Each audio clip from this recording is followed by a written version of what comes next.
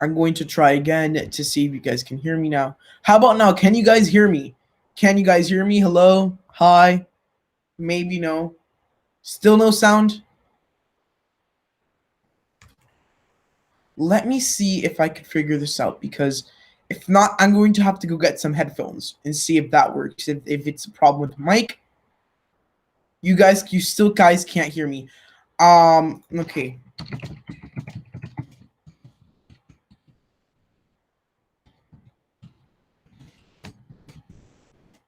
Yes? Yes, okay, great. Okay. I thought that we were off. Okay. Clear as a bell. Okay, thank you guys. Thank you. Okay. So now we can actually get to talking about politics, talking about these Senate runoff elections. So it's going to be something that it's going to be an interesting dynamic. I want to thank everyone who was in the chat. All space is good. Nobody's so more. You guys can hear me. Okay. Yeah, there is a big lag just in case. And we just got results. Yay. Very big moment right now. So as I was explaining earlier before all of this, I guess, all of these Senate, not Senate, I guess, but this fiasco with the audio. These Senate elections are going to be very influential to the future of American politics. So it's going to be important to see what happens tonight. And we already have results. And we're going to get into these results, these first results first. And then I'll go back into my little talk I was giving you guys about why this is important. But our first results are in. As it looks right now, we have very few vote splitters. In the couple districts that we do have Raphael Warnock at 534 electoral votes. 534 votes with 73% of the precincts reporting. And Kelly Loeffler at 189. So it would be 73 to 26. Now, we have a very small amount of the vote reporting. And this is a more Democratic-leaning county near Augusta. Now, when it comes to Jon Ossof's race and David Perdue, 187 to 536. We have a similar race.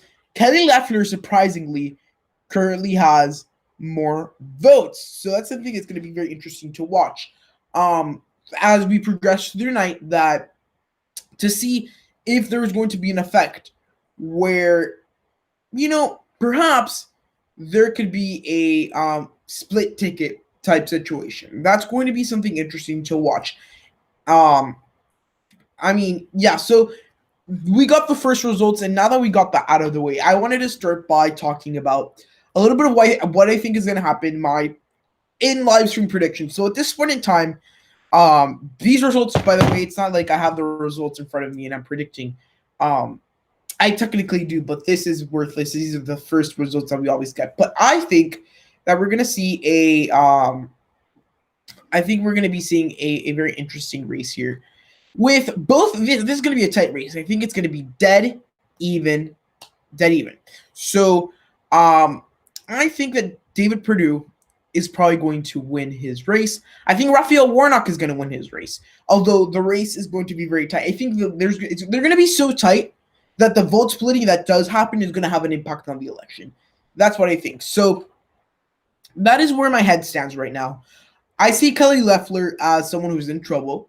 She was not as she's less popular. And I think what's interesting about the interesting dynamic about these races is that the popular candidates, the people that are the frontier campaigners, in this case Perdue and Ossof, they're in one race. The guys in the special election are just riding their coattails. They are not that important. So that is something that's interesting to watch. So let's just go and check on these results, and let's see if they have updated the election needles. Yes, they do have the election needles at this point. Right now, they're giving Warnock it's flip a coin. It's still early on, but Ossof right now has a little bit more of an advantage than Warnock when it comes to the early vote. And just taking a look at some of the so Warnock versus Loeffler, you flip a coin, it's that close.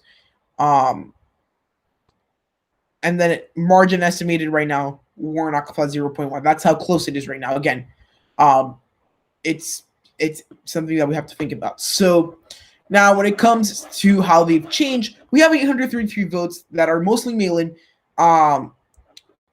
Expected Democrat plus 29, but we actually got Democratic plus 35. That is big. So that is something we have to think about, because even this early on, although there could be different batches of poll closings, and even different batches of voters piled into this call that we just had with all these votes reporting, I think it's interesting to see the fact that truly these voters are currently the Democrats are overperforming, even though it was a small sample size compared to statewide.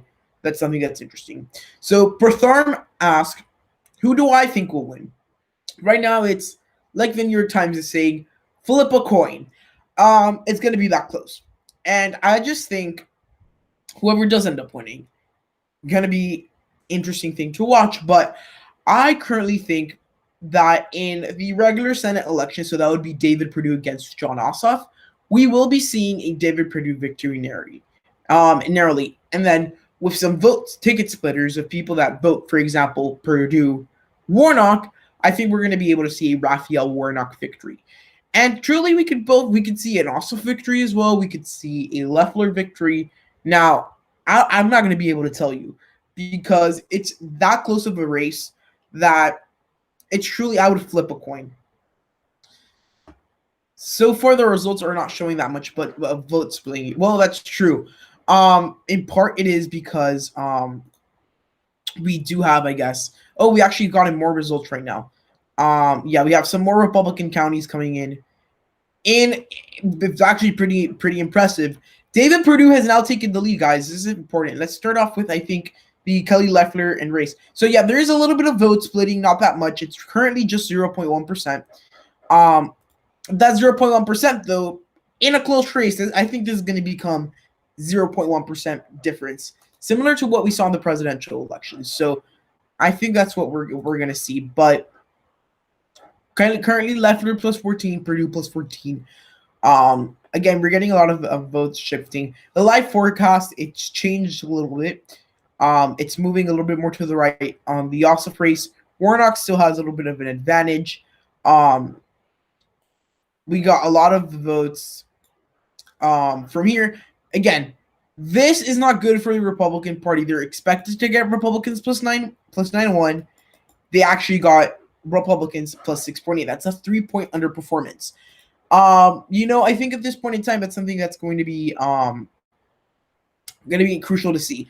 Because if the Democrats keep overperforming and the Republicans keep underperforming, we're going to be able to make a projection pretty soon, because this race was supposed to be dead even almost. So I think it's going to be interesting to see. So I want to say hi to everyone in the chat.